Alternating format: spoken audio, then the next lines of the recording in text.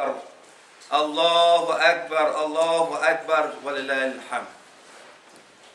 Alhamdulillah, we thank Allah Almighty for this opportunity.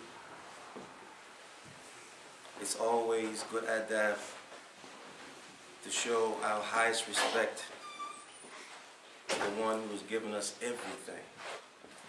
Given us thoughts, given us oxygen, given us our bodies, given us everything. Circumstance and situation, giving us our spouses, our children, our money, our cars, our houses, our lives. It's a very good respect and a high respect to show gratitude, because when you show gratitude, it shows your aptitude and it increases your altitude, coming near to Allah. It's the same when you show gratitude to a person.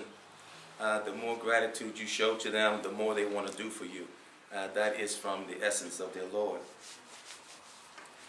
Alhamdulillah, what I'd like to attempt, inshallah, is to bring about a greater understanding. Understanding is the greatest thing in the world. When you have two people in a marriage situation that understand each other, you're going to have much stronger relationship, and you're in the community and you have good understanding, you have a stronger community. When you have a nation and there's understanding in that nation, there is a stronger nation. So we lack understanding.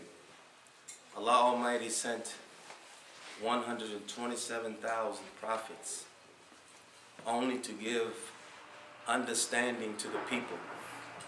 And the people, they came, Allah sent Prophet Ibrahim with the purified pages. He sent Moses with the Torah. He sent Jesus with the gospel.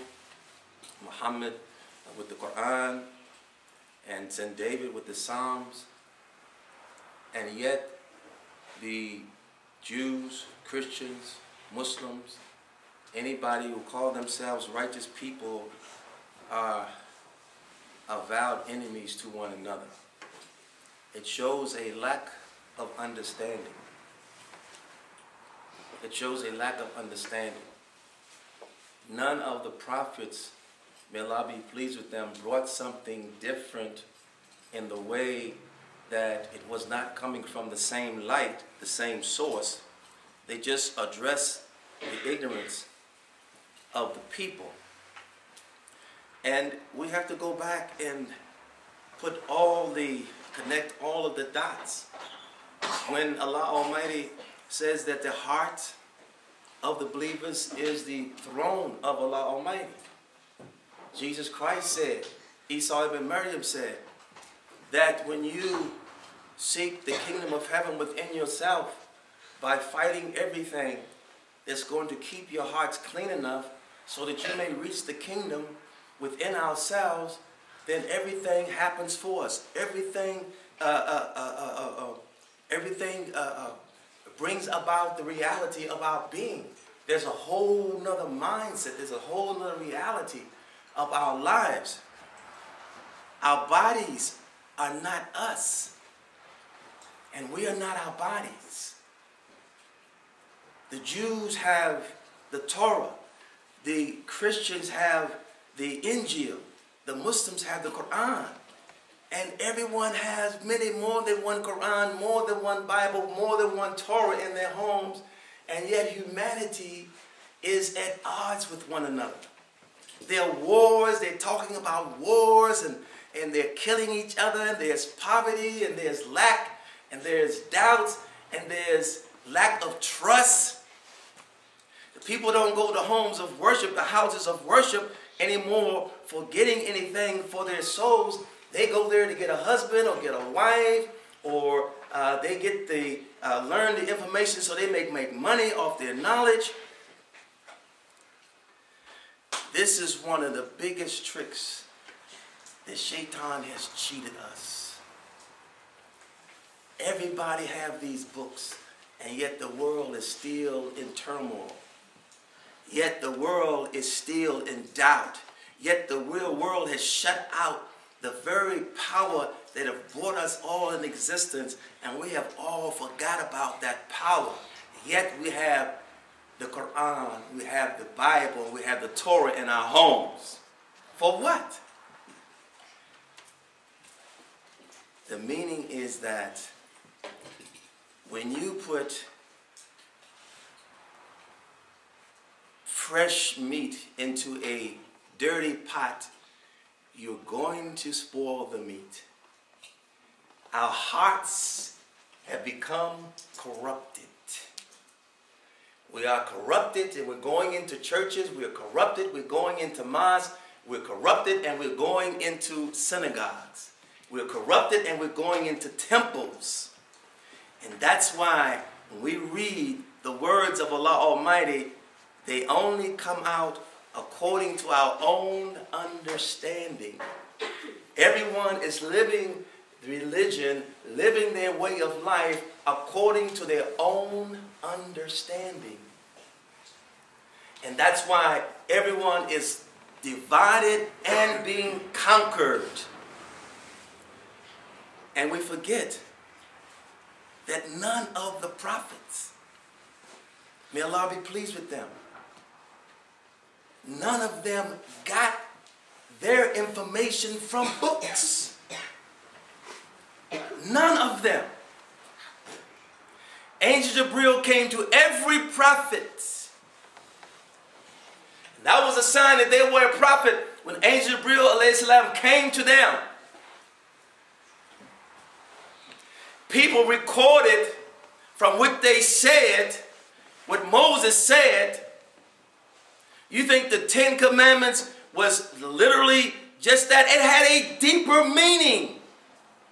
There was more meaning to thou should not kill, thou should not steal. It had physical meaning, it had spiritual meaning. You think when Isa ibn Maryam, Jesus Christ, came, that he came with a book?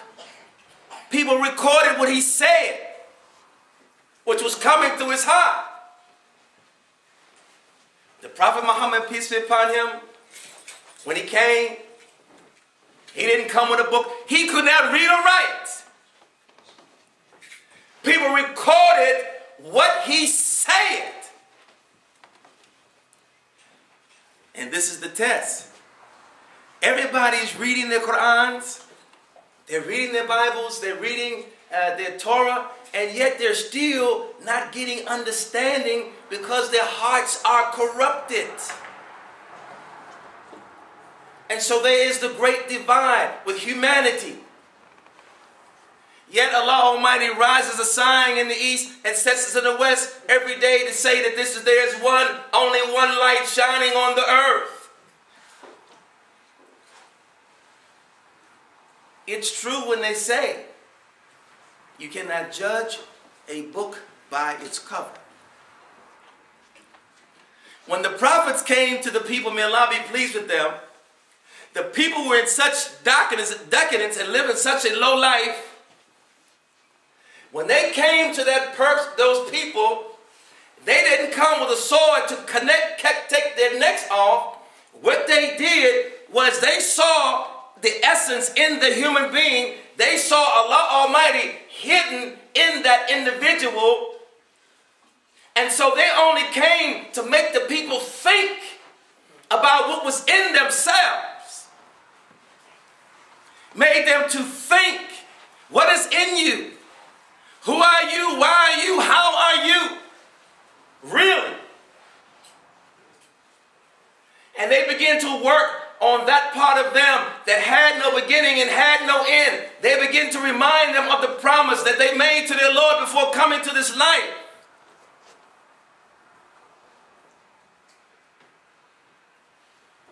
Why is it that we think, as Muslims, we may go to the mosque, take the Shahada, be given the 5 prayers, fast on Ramadan, and we are movement.